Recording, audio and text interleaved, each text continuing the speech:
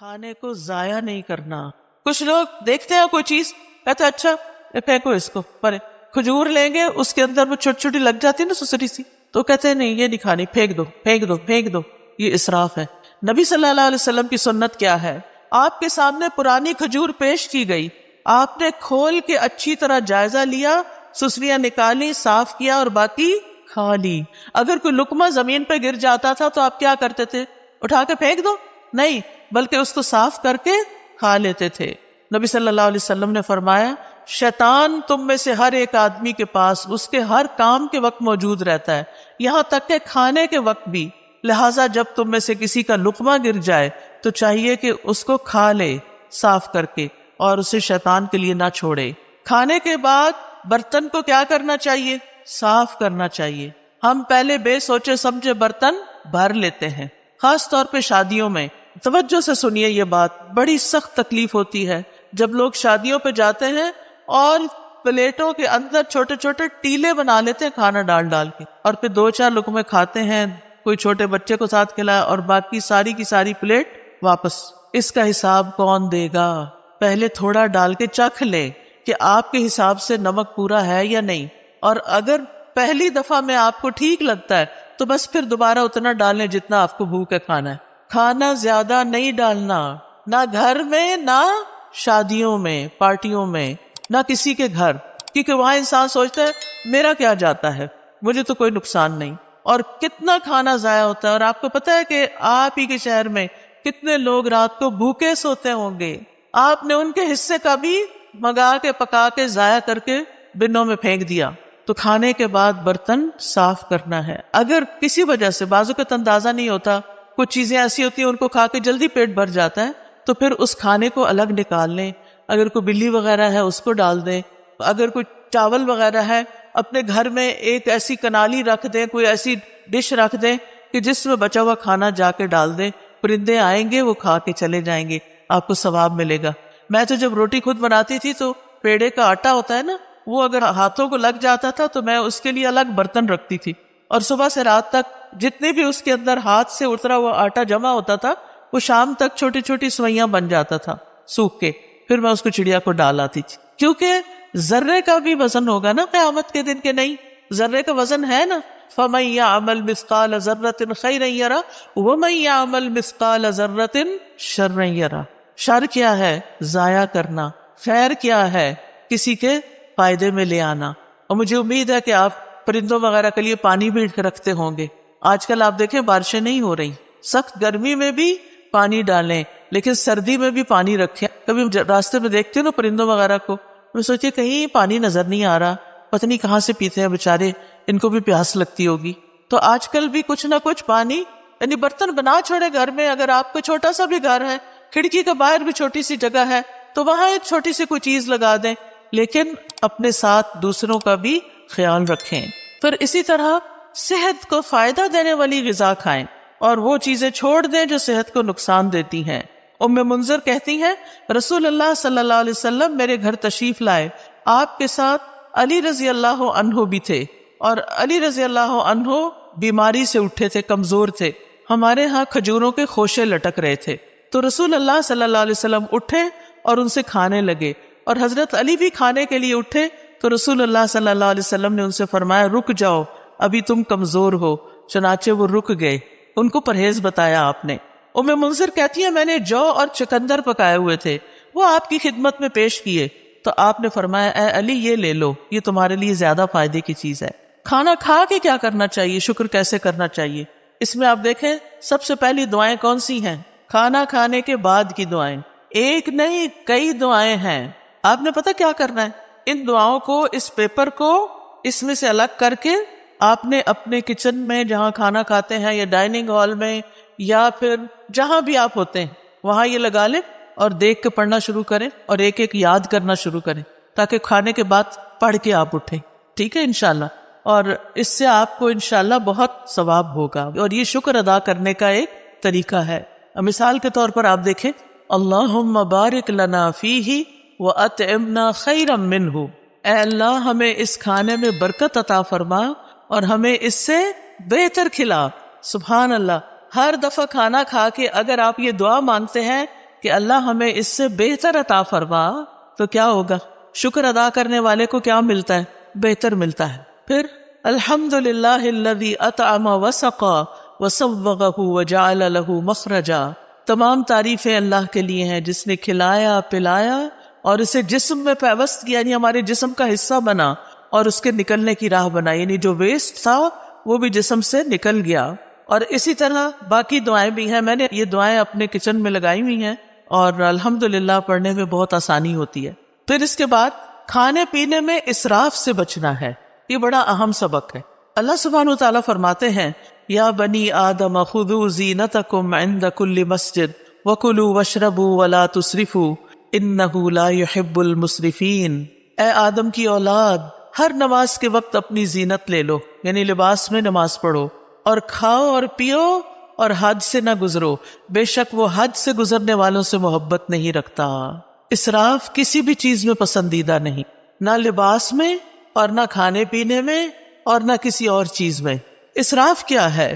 Number 1، ضرورت سے زیادہ کھانا پینا. لوگوں کو اسراف کا مطلب نہیں پتا. ضرورت سے زیادہ کھانا پینا، کھانے کی ہرس، اور ایک وقت میں کئی چیزیں کھانا، یہ بھی کھا لو، وہ بھی کھا لو، وہ بھی شکلو، یہ بھی کھاؤ، یہ بھی کھاؤ. اس وقت تو پتہ نہیں چلتا، لیکن جب ہضم ہونے پہ آتا ہے تو پھر تکلیف شروع ہو جاتی ہے. نمبر 2، ان چیزوں میں حد سے زیادہ خرچ کرنا. ایک ہے ضرورت سے زیادہ کھانا اور دوسرا ضرورت سے زیادہ خرچ کرنا. مثلا آپ گروسری کے لیے گئے ہیں، آپ وہاں دیکھتے ہیں سجی ہوئی چیزیں ہیں، زبردست سبزی پڑی ہے اور زبردست چیزیں اور پیکنگز میں پڑی ہیں. آپ کہتے ہیں پتہ نہیں پھر کہا بھائی یہ بھی لے لو، یہ بھی لے لو، یہ بھی خرید لو، یہ بھی خرید لو، یہ بھی خرید لو. اب آپ دیکھیں مشکل کیا ہو گئی ہے کہ بڑے بڑے سٹورز بن گئے ہیں، بڑے بڑے مالز بن گئے ہیں. اگر آپ نے ایک سمپل چائے بھی لینی ہے تو پہلے زمانے میں کیا ہوتا تھا، چھوٹی سی کارنر پہ دکان ہوتی تھی، وہاں ایک ہی قسم کی یا زیادہ سے زیادہ 2 قسم کی چائے پڑی ہوتی تھی، اور آپ جو پیتے تھے وہی چائے دوبارہ کسی بچے کو بھی پیسے دے کے منگا لیتے تھے. اب کیا ہوتا ہے، آپ مال میں جاتے ہیں اور چائے کی اتنی قسمیں ہیں کہ آپ کہتے ہیں کہ اچھا یہ بھی آ گئی، یہ تو لگتا بہت اچھی ہوگی، چلو یہ بھی ٹرائی کر لیتے ہیں، وہ بھی، یہ بھی، وہ بھی. بہت ساری چائے خرید کے گھر لے آتے ہیں طرح طرح. اب تو مجھے لگتا ہے ہر چیز کی چائے بن گئی ہے. اچھا اب گھر لاتے ہیں، اب آپ ایک پیتے ہیں، آپ کو ہائے ہائے یہ تو اچھی نہیں لگی، اس کو پرے پھینکو، پھر دوسری، پھر تیسری، اور کچھ تو کھولنے کی نوبت نہیں آتی. اور پھر ایسے ہی پیک ڈبے جب ایکسپائر ہو جاتی ہے نا ڈیٹ، تو پھر اٹھا کے کیا کرتے ہیں، بن میں پھینک دیتے ہیں. نہ اپنے کام آئی نہ کسی اور کے کام آئی. یہ آپ نے کیا کیا؟ اسراف. سمجھ آئی اسراف کی؟ کس کس کو اسراف کی سمجھ آئی ہے؟ الحمدللہ. نمبر 1 زیادہ کھانا، نمبر 2 کھانے پہ زیادہ خرچ کرنا، اور نمبر 3 ہے حرام میں پڑنا، حرام چیزیں کھانا، نقصان دہ چیزیں کھانا. تو اللہ سبحانہ وتعالیٰ نے کیا فرمایا؟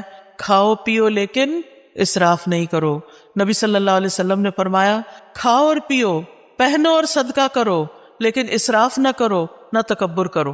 ابن عباس کہتے ہیں جو تمہارا جی چاہے کھاؤ، جو تمہارا جی چاہے پہنو، مگر 2 باتوں سے ضرور بچو، اسراف اور تکبر. تکبر کیوں؟ کیونکہ عام طور پر لوگ اپنا آپ دکھانے کے لیے، اپنے آپ کو بڑا ظاہر کرنے کے لیے قیمتی سے قیمتی، مہنگے سے مہنگے کپڑے پہنتے ہیں اور قیمتی سے قیمتی چیزیں خرید کے رکھ لیتے ہیں صرف دکھاوے کے لیے، استعمال کچھ بھی نہیں کرتے. تو پھر کیا کہا ابن عباس نے؟ یعنی اللہ کی نعمتیں کس لیے بنی ہیں، کس لیے اگائی ہیں اللہ نے، کس لیے پیدا کی؟ ہمارے لیے. کلوا مما رزقناکم، یعنی جو ہم نے تمہارے لیے تمہیں رزق دیا اس میں سے کھاؤ، جو آپ کی حیثیت ہے، استطاعت ہے، وقت ہے، کھاؤ، لیکن کیا نہ کرو، اسراف نہ کرو. اور پہننا بھی جو تمہیں پسند ہے. اللہ تعالیٰ نے جو طریقے بتائے ہیں پہننے کے، ننگے نہیں ہونا، چست کپڑے نہیں پہننے، سی تھرو کپڑے نہیں پہننے، اور اسراف نہیں کرنا، یعنی اپنے لمٹس دیکھ کے خرچ کرنا ہے. اگر آپ کے والد کی تنخواہ ہی 1 لاکھ ہے مثلا، اور آپ اپنی شادی کا جوڑا بھی 1 لاکھ کا بنوا رہی ہیں، تو کیا یہ جائز ہوگا؟ یہ کیا ہوگا؟ اسراف ہوگا. اور جب ایسا نہیں ہوتا کہ وہ گھر میں افورڈ نہیں کر سکتے، تو وہ بیچارے کیا کرتے ہیں، پھر قرض اٹھاتے ہیں یا کسی سے صدقہ مانگتے ہیں کہ میری بیٹی کی شادی ہے مجھے مدد دو. اور بیٹی صاحبہ ایک دفعہ وہ جوڑا پہننے کے بعد دوبارہ کبھی نہیں پہنتی، اور سنبھال کے رکھتی ہے، کسی اور کو بھی نہیں دیتی. کیا اس جوڑے کا حساب ہوگا؟ کیا اس کے بارے میں پوچھ ہوگی؟ اور تکبر کیا ہے؟ کہ ایسا کپڑا پہنوں جو کسی نے نہ پہنا ہو، تاکہ میں سب سے بڑی، الگ، زیادہ خوبصورت نظر آؤں. اور پھر جب آپ دیکھتے ہیں کہ آپ کے کپڑے سب سے اچھے ہیں تو پھر آپ اپنے آپ کو کیا سمجھنے لگتے ہیں کہ ہم بڑے عقل مند ہیں، ہم جیسا کوئی نہیں. یہ چیز بھی اللہ تعالیٰ کو پسند نہیں. نبی صلی اللہ علیہ وسلم جب اپنے صحابہ میں بیٹھے ہوتے تھے تو کوئی پہچان نہیں سکتا تھا جو باہر سے آتا تھا. آپ ایسے ڈریسز نہیں پہنتے تھے کہ جس سے آپ بہت دوسروں کے مقابلے میں نمایاں ہوں.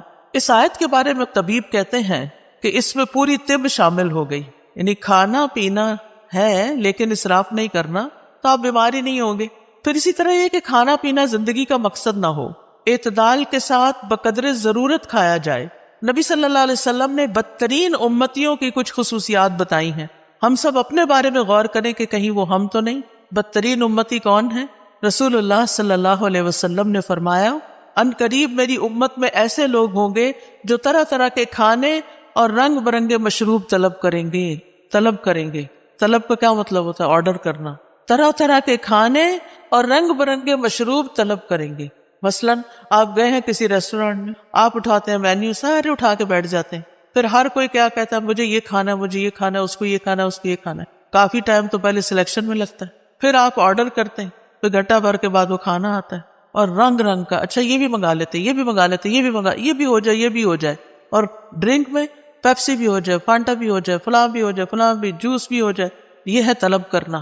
اور فرمایا طرح طرح کے کپڑے پہنیں گے، گفتگو میں بے احتیاطی کریں گے، یعنی بولتے وقت نہیں سوچیں گے کہ کسی بڑے سے بات کر رہے ہیں یا چھوٹے سے کر رہے ہیں، سچ بول رہے ہیں یا جھوٹ بول رہے ہیں. اور طرح طرح کی سواریوں پہ سوار ہوں گے. جن کے پاس ذرا زیادہ دولت آ جاتی ہے پھر ان کو کیا شوق لگ جاتا ہے، ضرورت ہو یا نہ ہو، یہ گاڑی کا ماڈل بھی ہو، یہ بھی ہو، یہ بھی ہو، یہ بھی ہو. فرمایا وہ میری امت کے بدترین لوگ ہوں گے. آپ کے پاس اللہ کا دیا وہ بہت کچھ ہے، کھائیں، منع نہیں ہے، لیکن اسراف نہیں کرنا. ایک وقت میں بہت طرح کے کھانے نہیں کھانے، ایک وقت میں بہت قسم کے مشروب نہیں پینے. کہ ہمارا معدہ ہے یا کیا ہے، وہ بیچارہ کیا کرے گا، کتنی چیزیں ایٹ اے ٹائم ڈائجسٹ کر سکتا ہے. نبی صلی اللہ علیہ وسلم نے فرمایا، مجھے تمہارے متعلق گمراہ کن خواہشات میں سب سے زیادہ اندیشہ ان خواہشات کا ہے جن کا تعلق پیٹ اور شرمگاہ سے ہے. یعنی کھانے کے معاملے میں بے احتیاطی، اور پھر دوسری طرف زنا عام ہو جائے گا. اور فرمایا اور گمراہ کرنے والی خواہشات سے. ابن قیم کہتے ہیں دل کو بگاڑنے والی 5 چیزیں ہیں: لوگوں سے زیادہ گھل مل کے رہنا، خواہش پرستی، اللہ کے علاوہ کسی اور سے دلی تعلق رکھنا، زیادہ کھانا، زیادہ سونا. یہ 5 چیزیں دل کو خراب کرنے والی ہیں. اب اکثر لوگ کیا کہتے ہیں، سب کچھ ہے، دل میں سکون نہیں، خوشی نہیں. ایک تو ہم نے راتوں کو دن بنا لیا اور دن کو رات بنا لیا. راتوں کو دیر تک کھانے آرڈر ہوتے رہتے ہیں، اور پھر وہ کھانے کے بعد ہنسی مذاق، گپ شپ، ادھر ادھر کے، کوئی ویڈیو دیکھ رہا ہے، کوئی فلمیں دیکھ رہا ہے، کوئی کچھ کر رہا ہے. اور پھر جب آدھی رات گزر جاتی ہے پھر سوتے ہیں، اور پھر سونے میں فجر کی نماز چلی جاتی ہے. ایسی زندگیوں میں کیا برکت ہوگی، کیا رونق ہوگی، ایسے دلوں میں کیا اطمینان ہوگا. چاہے آپ نے 100 طرح کے اچھے اچھے کھانے کھائے ہوں، آپ کا دل خوش نہیں ہو سکتا. اس کے لیے آپ کو واپس قرآن و سنت کی طرف لوٹنا ہوگا. ابو سلمان دارانی کہتے ہیں جو زیادہ کھاتا ہے اس پہ 6 آفتیں آتی ہیں. نمبر 1، وہ مناجات کی حلاوت کھو دیتا ہے، اس کو اللہ سے راز و نیاز کی باتیں کرنی نہیں آتی، اس کی دعاؤں میں کوئی خشوع نہیں رہتا. نمبر 2، علم و حکمت یاد کرنے سے محروم ہو جاتا ہے، حافظہ خراب ہو جاتا ہے. نمبر 3، مخلوق پر شفقت سے محروم ہو جاتا ہے، کیونکہ جب وہ پیٹ بھر لیتا ہے وہ سمجھتا سب کے پیٹ بھرے ہوئے ہیں، وہ کسی اور کے بارے میں نہیں سوچتا. اس پر عبادت ثقیل ہو جاتی ہے، مشکل ہو جاتی ہے، اس کی خواہشات اور شہوت بڑھ جاتی ہے. سارے اہل ایمان مسجدوں کی طرف چکر لگاتے ہیں اور پیٹ بھرنے والا کوڑا کرکٹ کی طرف گردش کرتے ہیں. یعنی پہلے زمانے میں کوڑے کے ڈھیروں کے پاس لوگ جا کے رفع حاجت کرتے تھے، یعنی آج کل کی زبان میں. اور یہ بار بار واش روم کے چکر لگاتے رہتے، یہ بار بار ٹوائلٹ ہی جاتے رہتے. اذان تو ایک وقت پہ ہوتی ہے، نماز تو اپنے وقت پر ہوتی ہے، وہ یہ تو نہیں دیکھتی کہ اب کون ابھی تک آیا اور کون نہیں آیا. پھر آپ دیکھیں کہ کھانے کی شکر گزاری میں یہ بھی ہے کہ انسان اللہ کی مخلوق کو بھی کھلائے. قرآن مجید میں آتا ہے وَالَّذِينَ فِي أَمْوَالِهِمْ حَقٌّ مَّعْلُومٌ لِلسَّائِلِ وَالْمَحْرُومِ. وہ جن کے مالوں میں ایک مقرر حصہ ہے سوال کرنے والے کے لیے اور جسے نہیں دیا گیا. اسلام میں بھوکے کو کھانا کھلانے کا حکم ہے. نبی صلی اللہ علیہ وسلم نے فرمایا بھوکے کو کھانا کھلاؤ، بیمار کی تیمارداری کرو، قیدی کو رہائی دلاؤ. لیکن کتنا ظلم ڈھاتے ہیں ہم، کام والی رکھ لیتے ہیں اور اس سے کہتے ہیں اتنی تنخواہ دیں گے، کھانا وانا کچھ نہیں. آپ اپنے کچن میں اس سے سارا کام کراتے ہیں، کھانے کی خوشبوئیں اٹھ رہی ہوتی ہیں، جیسی آپ کو بھوک لگتی ہے اس غریب کو بھی لگی ہوتی ہے، اور جب آپ کھانا پکوا لیتے ہیں تو اس کو خدا حافظ کر دیتے ہیں. ہم نے تم سے کھانا نہیں باندھا ہوا، بس صرف تنخواہ دیں گے. اب وہ بیچاری گھر جائے، کیا خریدے اور کیا پکائے. مہنگائی کا حال تو اب سب کو پتا ہے. اگر اپنے ہی کھانے میں سے، جیسے نبی صلی اللہ علیہ وسلم نے فرمایا، جو تمہارے لیے پکا کے لائے تو چند لقمے اس کو بھی اس میں سے کھلاؤ. اگر اس میں سے آپ اسے بھی دے دیتے ہیں، بٹھا کے کھلا دیتے ہیں، کتنا بڑا اجر کماتے ہیں. آپ کو گھر سے باہر جا کے صدقہ کرنے کی ضرورت نہیں پیش آئے گی اگر آپ گھر کے ہی غریب ملازموں کو اچھا کھانے پینے کو دے دیتے ہیں. کیا حکم ہے؟ جو خود کھاؤ وہی ان کو کھلاؤ. کیا ہم اس پہ عمل کرتے؟ ان کا کھانا تو الگ بنتا ہے. اب آپ دیکھیں، ایک کک جو کئی کھانے بنا کے آپ کے سامنے رکھ رہا ہے اور خود اپنے لیے دال بنا کے بیٹھ کے کھا رہا ہے غریب، وہ آپ کے لیے دل میں کیسی محبت رکھے گا؟ اس کے دل میں کیسی کیسی تکلیف ہوگی کہ میں یہ سب کچھ صرف بنانے کے لیے، مجھے چکھنے کی بھی اجازت نہیں، اور میں اپنے سرونٹ کوارٹر میں جا کے دال ابال کے کھاؤں. کیسی کیسی زیادتیاں ہم کرتے ہیں. دوسرے کو کھانا کھلانا ایک مشکل کام ہے. انسان کے دل کے اندر بخل ہے، لیکن یہ تو کرنا ہی ہے کیونکہ اس میں اجر بہت زیادہ ہے. یہ انبیاء کی صفت ہے. قرآن مجید میں آتا ہے فَلَقْتَحَمَ الْعَقَبَةَ وَمَا أَدْرَاكَ مَا الْعَقَبَةُ فَكُّ رَقَبَةٍ أَوْ إِطْعَامٌ فِي يَوْمٍ ذِي مَسْغَبَةٍ. پھر وہ مشکل گھاٹی میں نہ گھسا. کیا ہے وہ مشکل گھاٹی؟ وہ گردن چھڑانا یا کسی بھوک والے دن میں کھانا کھلانا ہے. آج کل سردیاں ہیں نا، سردیوں میں بھوک زیادہ لگتی ہے، لیکن اس میں انسان کہتا ہے پھر میرا کیا بنے گا جو اس کو بھی کھلایا بیچ میں سے، تو لہذا سارا اپنے لیے رکھ لو. یہ مشکل کام ہے کھلانا، لیکن جس کو اللہ توفیق دے اس کے لیے بڑا ہی حلاوت والا کام ہے. اس کو کھلا کے زیادہ مزہ آتا ہے. جب حضرت ابراہیم کے پاس فرشتے آئے تو انہوں نے کیا کیا؟ یہ نہیں پوچھا کہاں سے آئے ہو، اجنبی لوگ، لیکن چلے گئے اور کھانا لے کر آئے. نبی صلی اللہ علیہ وسلم نے عورتوں کو بھی نصیحت کی، مسلمان عورتوں، تم میں کوئی اپنی ہمسائی کے گھر بکری کے ایک پائے کا کھر بھیجنے کو بھی حقیر نہ سمجھے. یعنی کھانا بنا کے یا بنانے سے پہلے اپنے ہمسایوں میں بھی تقسیم کیا کرو، کچھ نہ کچھ ان کو بھی بھیجا کرو، اس سے محبت بڑھتی ہے. جہنم میں جانے والے لوگوں کی جو خصوصیت سورۃ الحاقہ میں بتائی گئی وہ کیا ہے؟ انہ کان لا یؤمن باللہ العظیم ولا یحض علی طعام المسکین، کہ وہ اللہ بڑے عظمت والے پر ایمان نہیں رکھتا تھا اور نہ مسکین کو کھانا کھلانے کی ترغیب دیتا تھا. یعنی صرف خود کھلانا بھی کافی نہیں، اوروں کو بھی ترغیب دلانی ہے کہ وہ بھی کھلایا کرے. نبی صلی اللہ علیہ وسلم نے کیا حکم دیا تھا اپنے صحابہ کو کہ کھانے میں کیا کریں؟ پانی زیادہ ڈال لیں، شوربہ بنا لیں اور ہمسایوں کو یاد رکھیں. ابو درداء رضی اللہ عنہ اپنی بیوی کو مساکین کی وجہ سے زیادہ شوربہ بنانے کی ترغیب دیتے. اور لیٹلی آپ دیکھیں کہ ہم لوگوں کے کھانے کا سٹائل کیا ہو گیا ہے، شوربے والے کھانے تو غائب ہوتے جا رہے ہیں. اب ہم سب کی پسند کیا ہے؟ فرائیڈ یا روسٹ یا بنا ہوا کھانا، بس جو معدے پہ ہضم کرنا بھی بڑا مشکل ہے. نہ ہم نے خود اپنے لیے فائدے کا کام کیا اور نہ دوسروں کو فائدہ پہنچایا. وہ کہتے تھے ہم نے ایمان لا کے آدھی زنجیر اتار پھینکی ہے، یعنی جہنم میں جانے والی، کیونکہ اس میں آتا نا کہ وہ کہا جائے گا کہ اس کو جہنم میں جکڑو زنجیروں میں. کیا ہم باقی بھی نہ اتار دیں، یعنی کھانا کھلا کے؟ پھر اسی طرح آپ دیکھیں بہت سے سلف صالحین اپنی افطاری کے کھانے میں دوسروں کو ساتھ کھلاتے تھے. عبداللہ بن عمر، داؤد طائی، مالک بن دینار اور احمد بن حنبل انہی لوگوں میں سے تھے. ابن عمر یتیموں اور مسکینوں کے ساتھ بیٹھ کے افطار کرتے.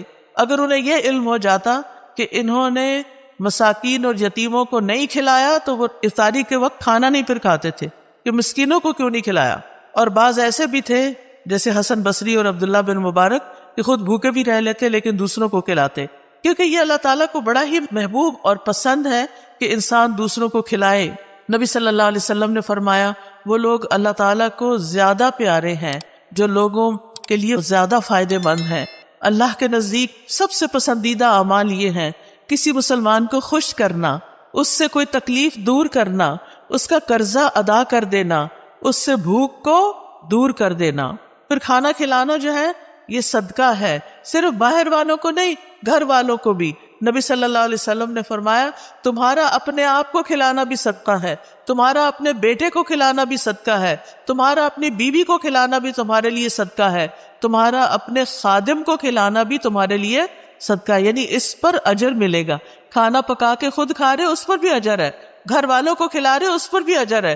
یہ بات خواتین کو اپنے پلے باندھ لینی چاہیے کہ میں جو کچن میں کام کرتی ہوں وہ میرے لیے بہت بڑا اجر کا کام ہے. کیونکہ عام طور پہ ہم کہتے ہیں یہ کیا مصیبت ہے، میں ہی پکاتی رہوں، اس کو مصیبت نہ سمجھیں، یہ اجر کی بات ہے. پھر اسی طرح کسی کو پانی کا ایک گھونٹ پلانا بھی صدقہ ہے. کھجور کا آدھا ٹکڑا دے کے بھی انسان جہنم سے بچ سکتا ہے. پھر اسی طرح خاص طور پر یتیموں اور مسکینوں کو کھلانا.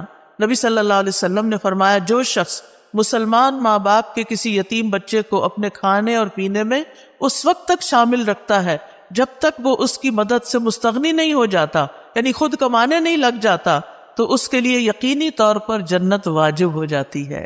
یعنی جو اپنے کھانے میں یتیموں اور مسکینوں کو شامل کر لیتا ہے، یعنی یتیموں کو خاص طور پر کہ جن کا کوئی کمانے والا نہیں، اس کی بیوہ ماں کو آزاد کر دیتا ہے کمانے کی فکر سے، تو ایسے شخص کے لیے جنت واجب. پھر آپ دیکھیں کہ آپ ایک لقمہ بھی جو کسی کو کھلاتے ہیں نا، وہ ایسے پڑا نہیں رہتا. حدیث میں آتا ہے کہ اللہ سبحانہ وتعالیٰ تم میں سے ہر ایک کی کھجور اور لقمے کو اس طرح بڑھاتا ہے جیسے تم میں سے کوئی آدمی اپنے گھوڑے کے بچھیرے کو پالتا ہے، یہاں تک کہ ایک لقمہ احد پہاڑ جتنا ہو جائے گا. یعنی قیامت کے دن اتنا بڑا اس کا اجر آپ کے سامنے آئے گا. پھر اسی طرح رسول اللہ صلی اللہ علیہ وسلم نے فرمایا قیامت کے دن ہر شخص اپنے صدقے کے سائے میں ہوگا یہاں تک کہ لوگوں کے درمیان فیصلہ ہو جائے.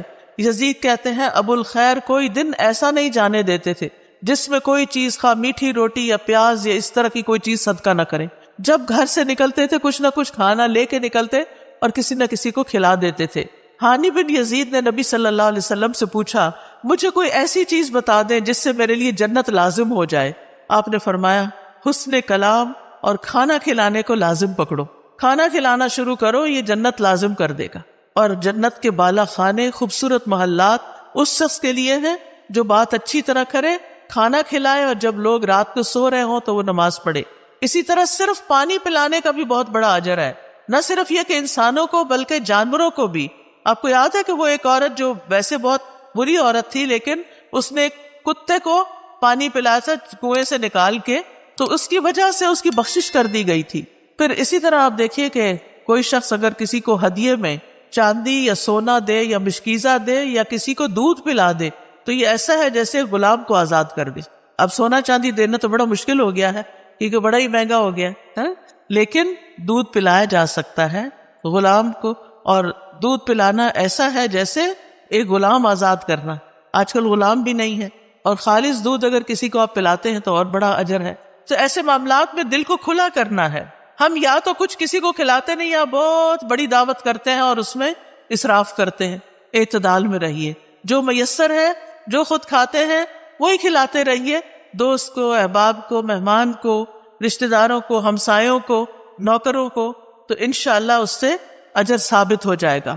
اب آخر میں ایک چھوٹا سا واقعہ سناؤں گی. ایک حدیث ہے صحیح مسلم میں، مقداد رضی اللہ عنہ کہتے ہیں کہ میں اور میرے دو ساتھی اس وقت جب سخت بھوک لگی تھی ہمیں، اور بھوک کی وجہ سے نہ ہم سن پا رہے تھے نہ ہم دیکھ پا رہے تھے. یعنی ایسے لگ رہا تھا کہ ہم نے سننے دیکھنے کی قوت ہی چلی گئی، اتنی کمزوری ہو گئی بھوک کی وجہ سے. ہم خود کو رسول اللہ صلی اللہ علیہ وسلم کے صحابہ پہ پیش کرتے رہے کہ ان کو بتائیں کہ ہمیں بھوک لگی ہے، لیکن کوئی ہمیں بطور مہمان قبول کرنے پہ تیار نہ ہو سکتا ان کے اپنے گھر میں کچھ نہ ہو. پھر ہم نبی صلی اللہ علیہ وسلم کی خدمت میں حاضر ہوئے. آپ ہمیں اپنے گھر لے گئے. وہاں 3 بکریاں تھیں. نبی صلی اللہ علیہ وسلم نے فرمایا تم لوگ مشترکہ طور پر ہم سب کے لیے ان کا دودھ نکالا کرو، یعنی تم بھی پیو ہم بھی پیئیں گے، سب مل کے نکالو. ہم ان کا دودھ نکالتے اور ہر شخص اپنا حصہ پی لیتا، اور نبی صلی اللہ علیہ وسلم کے حصے کا دودھ اٹھا کے رکھ دیتے کہ جب آپ تشریف لائیں گے تو آپ بھی پی لیں گے. آپ رات کے وقت تشریف لاتے، سلام کرتے، کسی سوئے ہوئے کو نہ جگاتے اور جاگنے والے کو سلام سنا دیتے، یعنی آہستہ سے سلام بول دیتے. پھر آپ مسجد میں تشریف لاتے، نماز پڑھتے، پھر واپس آ کر اپنے حصے کا دودھ پیتے. رات کو آپ دودھ پیتے تھے. آپ رات کو تشریف لاتے کس طرح کہ جو سوئے ہوئے ہیں ان کو جگاتے نہیں تھے. ہمارے ہاں تو کیا ہوتا ہے کہ بیوی بیچاری تھک ہار کے سوئی بھی ہو، اب مرد خود بھی آتا ہے لیٹ اور پھر ساتھ 2-4 مہمان بھی لے آتا ہے، وہ کہتا ہے کہ اٹھو اب ان کو کھلاؤ. تو یہ زیادتی والی بات ہے، ایسے نہیں کرنا چاہیے. اگر مہمانوں کو لانا ہے تو پہلے سے بتائیں، اور پھر ان کا انتظام ایسے ہو کہ کسی سونے والے کو جگایا نہ جائے. پھر کہتے ہیں کہ ایک رات میرے پاس شیطان آ گیا. اس وقت میں اپنے حصے کا دودھ پی چکا تھا۔ اس نے کہا محمد صلی اللہ علیہ وسلم انصار کے پاس جاتے ہیں، وہ ان کو ہدیے اور تحفے دیتے ہیں اور آپ ان کے ہاں سے لے لیتے ہیں، اور یہ جو تھوڑا سا دودھ پڑا ہے رسول اللہ صلی اللہ علیہ وسلم کو اس کی کوئی ضرورت نہیں، یعنی خود ہی پی جاؤ۔ بعض اوقات ایسا ہوتا ہے نا کہ ہمیں کہا جاتا ہے یہ تمہارا اور فلاں کا، ہم پی لیتے ہیں، کھا لیتے ہیں، ہم کہتے ہیں اچھا پتہ نہیں وہ آئے گی کہ نہیں، وہ بھی کھا لو۔ یہی معاملہ ہوا یہاں، کہتے ہیں میں دودھ کے پاس گیا، وہ بھی دودھ پی لیا جو کس کے لیے رکھا ہوا تھا؟ رسول اللہ صلی اللہ علیہ وسلم کے لیے۔ اور جب وہ دودھ میرے پیٹ کے اندر چلا گیا اور مجھے یہ یقین ہو گیا کہ اب یہ واپس میں نہیں نکال سکتا، تو شیطان نے مجھے پریشان کرنا شروع کر دیا۔ کہتا ہے افسوس تم پر، تم نے یہ کیا کیا۔ یہ ہے شیطان، پہلے اس عمل کو خوشنما بنا دیتا ہے، جب کر لیتے ہیں تو پھر پریشان کرتا ہے کہ تم نے ٹھیک نہیں کیا، اور بے چینی لگا دیتا ہے۔ تم نے محمد صلی اللہ علیہ وسلم کا بھی حصہ پی لیا، اب وہ آئیں گے تو ان کو دودھ نہیں ملے گا، اور ہر صورت تمہارے خلاف بد دعا کریں گے، پھر تم ہلاک ہو جاؤ گے، تمہاری دنیا آخرت برباد ہو جائے گی۔ اب یہ شیطان یہ دل میں وسوسے ڈال رہا ہے، کس کے؟ ان صحابی کے، مقداد کے۔ وہ کہتے ہیں میرے جسم پر ایک چھوٹی سی چادر تھی، میں اگر پیروں پہ ڈالتا تو سر باہر نکل آتا، سر پہ ڈالتا تو پیر باہر نکل جاتے، اور کیفیت یہ ہو گئی کہ مجھے نیند نہیں آ رہی تھی کہ میں یہ کیا کر آیا ہوں۔ اور رہے میرے ساتھی تو وہ تو سو رہے تھے اپنا اپنا حصہ پی کے، انہوں نے تو وہ کام ہی نہیں کیا جو میں نے کر لیا تھا۔ کہتے ہیں پھر نبی صلی اللہ علیہ وسلم تشریف لائے، اور آپ جس طرح سلام کرتے تھے اسی طرح سلام کیا۔ پھر آپ مسجد میں آئے، نماز پڑھی، پھر آپ دودھ کے پاس آئے، اس کا برتن کھولا تو اس میں کچھ بھی نہیں تھا، وہ تو پی لیا گیا تھا۔ آپ نے آسمان کی طرف سر اٹھایا تو میں نے دل میں کہا اب تو ضرور میرے خلاف بد دعا ہوگی اور میں ہلاک ہو جاؤں گا۔ شیطان ایسی بدگمانیاں بھی ڈالتا ہے، لیکن آپ نے دعا کی اللہم اطعمنی واسقی من سقانی، اللہ جو مجھے کھلائے اسے تو کھلا، اور جو مجھے پلائے تو اسے پلا۔ اتنی خوبصورت دعا، یہ سن کر وہ چادر سے باہر آ گئے کیونکہ جاگ ہی نہیں تھا، ان کو نیند نہیں آ رہی تھی مقداد کو، اور اسے جسم پر مضبوطی سے باندھ دیا، چھری لی اور بکریوں کی طرف چل پڑا کہ ان میں سے کون سب سے زیادہ فربا موٹی ہے، میں اس کو رسول اللہ صلی اللہ علیہ وسلم کے لیے ذبح کر دوں۔ میں نے دیکھا تو اس کے تھن دودھ سے بھرے ہوئے تھے، بلکہ سب بکریوں کے تھن دودھ سے بھرے ہوئے تھے۔ میں نے محمد صلی اللہ علیہ وسلم کے گھر والوں کے برتنوں میں سے وہ برتن لیا جس میں وہ دودھ دوتے تھے، پھر میں نے اس میں دودھ دوہا حتیٰ کہ برتن پہ جھاگ آ گیا، یعنی بہت زیادہ وہ جب دھاریں لگاتے ہیں نا تو جھاگ آتی ہے۔ پھر میں اسے لے کر حضور صلی اللہ علیہ وسلم کی خدمت میں آیا، آپ نے فرمایا تم لوگوں نے رات کو اپنا مشروب پی لیا تھا؟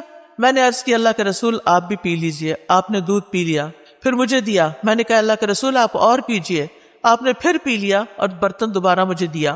جب میں نے جان لیا کہ رسول اللہ صلی اللہ علیہ وسلم سیر ہو چکے ہیں اور میں نے آپ کی دعا کو پا لیا ہے، یعنی یہ دعا تو مجھے لگی کہ اللہم اتم من اطعمنی واسقی من سقانی، تو میں ہنسنے لگ گیا، ہنستے ہنستے زمین پہ گر گیا۔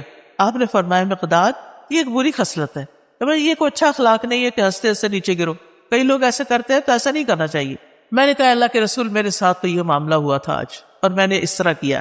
آپ نے فرمایا یہ دودھ اس وقت جو تمہیں ملا اللہ کی رحمت کے سوا کچھ نہ تھا، تم نے مجھے اس وقت کیوں نہ بتا دیا، ہم اپنے ساتھیوں کو بھی جگا دیتے اور وہ بھی اس رحمت میں سے اپنا حصہ پا لیتے۔ میں نے کہا اس ذات کی قسم جس نے آپ کو حق کے ساتھ بھیجا ہے، جب یہ دودھ آپ نے پی لیا اور آپ کے ساتھ میں نے بھی پی لیا تو اب مجھے کوئی پرواہ نہیں کہ کس نے پیا اور کس نے نہیں پیا، اور میرا کنسرن یہی تھا۔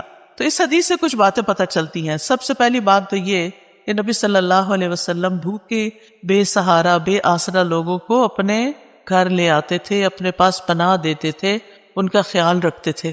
دوسری بات یہ کہ یہ حدیث نبوت کے دلائل میں سے ایک دلیل ہے۔ تیسری بات یہ کہ جب آپ دیر سے بھی رات کو آتے گھر تو سلام کیا کرتے تھے، جو جاگ رہا ہوتا سن لیتا اور جو سونے والا ہوتا وہ ڈسٹرب نہیں ہوتا تھا۔ اس سے پتہ چلتا ہے کہ آپ سونے والے کی نیند کا خیال رکھتے تھے، اور ہمیں بھی رکھنا چاہیے۔ پھر اسی طرح شیطان دوسروں کے حصے کو خوشنما بنا کے دکھاتا ہے اور اس کو استعمال کرنے کی ترغیب دیتا ہے، اور شیطان مومن کو پریشان اور مایوس کرتا ہے۔ پھر نبی صلی اللہ علیہ وسلم کا عمدہ اخلاق بھی پتہ چلتا ہے کہ کس طرح آپ نے چشم پوشی کی، صبر سے کام لیا، اور کس طرح آپ نے دعا کی، اپنا حصہ نہیں ملا تو دعا کر لی۔ اگر کبھی یہ ہو ہمارے ساتھ کہ ہمارا کوئی بہن بھائی ہمارا کوئی حصہ کھا پی جائے، ہم کیا کریں گے؟ دعا دیں گے یا لڑائی ڈال دیں گے؟ آئندہ سے کیا کریں گے؟ لڑائی نہیں کریں گے بلکہ دعا دیں گے۔ نبی صلی اللہ علیہ وسلم کھانا کھلانے والے کو بھی دعا دیا کرتے تھے۔ ابن قیم لکھتے ہیں کہ آپ کی صفات میں سے یہ بات تھی، آپ کے اخلاق میں سے بھی کہ جب کسی کے پاس کچھ کھاتے تو وہاں سے نکلتے نہیں تھے جب تک ان کے لیے دعا نہ کر دیں. تو آپ کسی کے بھی گھر جائیں، کچھ بھی کھائیں تو کیا کریں؟ ان کو دعا دیں. پھر یہ کہ دوسروں کو اپنی ذات میں ترجیح دینا اور انہیں آگے رکھنا. نبی صلی اللہ علیہ وسلم کے اپنے بھی حالات بہت اچھے نہیں تھے، لیکن آپ ان کو بھی گھر لے آئے جن کے پاس کچھ کھانے پینے کو نہیں ہوتا تھا. جو اصحاب صفہ تھے، اصحاب صفہ وہ ہجرت کر کے آئے تھے مختلف علاقوں سے، وہ مدینہ کے رہنے والے نہیں تھے، لہٰذا ان کے پاس وہ سب کچھ نہیں تھا. پھر آپ دیکھیے کہ آخری چیز کہ کھانا کھلانے والے کو دعا دینی چاہیے، اور پہلے کھانا کھا کر خود دعا اپنے لیے پڑھنی چاہیے. یہ دعائیں میں پڑھ دیتی ہوں، ساری پروننسیشن آپ سن لیں تاکہ آپ کو بعد میں پڑھنا آسان ہو. اللہم بارک لنا فیہ واطعمنا خیرا منہ. اے اللہ ہمیں اس کھانے میں برکت عطا فرما اور ہمیں اس سے بہتر کھلا. الحمدللہ الذی اطعم وسقا وسوغہ وجعل لہ مخرجا. تمام تعریفیں اللہ کے لیے ہیں جس نے کھلایا پلایا اور اسے جسم میں پیوست کیا اور اس کے نکلنے کی راہ بنائی. الحمدللہ کثیرا طیبا مبارکا فی غیر مکفی ولا مودع ولا مستغنا عنہ ربنا. سب تعریف اللہ کے لیے ہے جو پاکیزہ ہے، کثیر ہے، مبارک ہے. اس کھانے کو ہم کافی نہیں سمجھتے اور نہ اس کو چھوڑتے ہیں. اے ہمارے رب، نہ ہم اس سے بے پرواہ ہو سکتے ہیں. یعنی یہ نہیں کہ یہ آخری دفعہ ہے اور یہی کافی ہے، یہ کافی نہیں ہے، آئندہ بھی کھانا ہے ہمیں. اللہم اطعمت واسقیت واغنیت واقنیت وہدیت واحییت فلک الحمد علی ما اعطیت. اے اللہ تو نے ہی کھلایا، تو نے ہی پلایا، تو ہی غنی کرتا ہے، تو ہی فقیر کرتا ہے، تو نے ہدایت دی، تو نے ہی زندگی عطا فرمائی، بس جو تو نے عطا کیا اس پر تیری ہی تعریف ہے. پھر پچھلے سارے گناہوں کو معاف کرنے والی دعا ہے. رسول اللہ صلی اللہ علیہ وسلم نے فرمایا جو کھانا کھا کے یوں کہے الحمدللہ الذی اطعمنی ھذا ورزقنیہ من غیر حول منی ولا قوہ. اس اللہ کا شکر جس نے مجھے یہ کھانا کھلایا اور مجھے رزق عطا فرمایا جس میں میری قوت اور کوئی طاقت شامل نہیں. پھر اسی طرح ایک اور دعا ہے. ابن عباس فرماتے ہیں کہ رسول اللہ صلی اللہ علیہ وسلم نے فرمایا جسے اللہ تعالیٰ کوئی بھی کھانا کھلائے وہ یوں کہے اللہم بارک لنا فیہ وارزقنا خیرا منہ. اے اللہ ہمیں اس میں برکت عطا فرما اور ہمیں اس سے بہتر عطا فرما. جب دودھ پیتے تو کیا پڑھتے؟ اللہم بارک لنا فیہ وزدنا منہ. اے اللہ ہمارے اس دودھ میں ہمیں برکت عطا کر اور ہمیں اس سے زیادہ عطا کر. ابو ہریرہ رضی اللہ عنہ کھانا کھانے کے بعد کس طرح شکر ادا کرتے تھے؟ وہ کہتے ہیں ابو ہریرہ نے حمید سے کہا میری والدہ کے پاس جاؤ، ان کو سلام کہو اور کہو آپ کا بیٹا آپ کو سلام دے رہا ہے اور کہتا ہے ہمیں کچھ کھانا کھلائیں. اس پر ان کی والدہ نے جو کی 3 روٹیاں اور زیتون کا تیل جو ہے اور نمک رکابی میں رکھا، اسے اپنے سر پہ رکھ لیا اور ان کے پاس لے کر یہ چلے گئے. پھر جب میں نے ان لوگوں کے سامنے کھانا رکھا تو ابو ہریرہ نے کہا یہ تو بہت بڑی چیز ہے. الحمدللہ الذی اشبعنا من الخیر.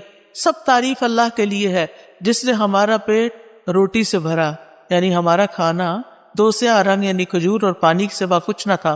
تو جب روٹی ملتی تھی تو وہ بہت بڑی نعمت سمجھتے تھے اس کو. پھر شدت بھوک کے وقت کی دعا ہے. اس سے پہلے ایک اور دعا ہے الحمدللہ الذی ہدانا واطعمنا وسقانا ونعمنا. اللہ اکبر. اللہم الفتنا نعمتک بکل شر اصبحنا منها وامسینا بکل خیر فنسألک تمامها وشکرها لا خیر الا خیرک ولا الہ غیرک الہ الصالحین ورب العالمین. الحمدللہ ولا الہ الا اللہ ما شاء اللہ ولا قوة الا باللہ. اللہم بارک لنا فیما رزقتنا وقنا عذاب النار. اس کا ترجمہ ہے سب تعریف اللہ کے لیے ہے جس نے ہمیں ہدایت دی. ہدایت کھانے پینے سے بھی زیادہ قیمتی چیز ہے. ہمیں کھلایا اور ہمیں پلایا، ہمیں نعمتیں عطا فرمائیں. اللہ سب سے بڑا ہے. اے اللہ تیری نعمت اس وقت آئی جب ہم شر میں پھنسے ہوئے تھے. ہم نے اس نعمت کی وجہ سے ہر طرح کی خیر کے ساتھ صبح کی اور شام کی. بس ہم تجھ سے اس نعمت کے مکمل ہونے کا اور اس کے شکر ادا کرنے کا سوال کرتے ہیں. تیری خیر کے سوا کوئی خیر نہیں، تیرے سوا کوئی معبود نہیں. اے الہ الصالحین، سارے جہانوں کے رب، سب تعریف اللہ کے لیے ہے اور اللہ کے سوا کوئی معبود نہیں. جو چاہتا ہے وہی ہوتا ہے، کسی میں طاقت نہیں سوائے اللہ کے. اے اللہ جو رزق تو ہمیں دے اس میں برکت دے اور ہمیں آگ کے عذاب سے بچا لے۔ اور اسی طرح حضرت عائشہ فرماتی ہیں کہ نبی صلی اللہ علیہ وسلم رات کو بھوک کی وجہ سے کروٹیں بدلتے تھے اور یہ دعا پڑھتے، لا الہ الا اللہ الواحد القہار رب السماوات والارض وما بینہما العزیز الغفار۔ نہیں ہے کوئی معبود برحق مگر اللہ جو اکیلا اور زبردست ہے، آسمانوں اور زمین اور ان دونوں کے درمیان والی تمام چیزوں کا رب ہے، وہ غالب اور بہت بخشنے والا ہے۔ پھر اگر کوئی آپ کو کھانا کھلائے تو آپ کیا دعا کریں؟ اللہم اطعم من اطعمنی واسق من سقانی، اللہ جو مجھے کھلائے تو اسے کھلا اور جو مجھے پلائے تو اس کو پلا۔ ہمارا کیا کھلانا اور ہمارا کیا پلانا، جو اللہ کھلائے گا اس کا تو کوئی میچ ہی نہیں۔ پھر اسی طرح کھانا کھلانے والے کے رزق میں برکت کی دعا کرنی چاہیے کہ اللہ تعالیٰ اس کو برکتیں عطا کر۔ اور پھر ایک اور دعا ہے، افطر عندک الصائمون طعامکم الابرار وسلط علیکم الملائکہ، تمہارے ہاں روزہ افطار کیا کرے نیک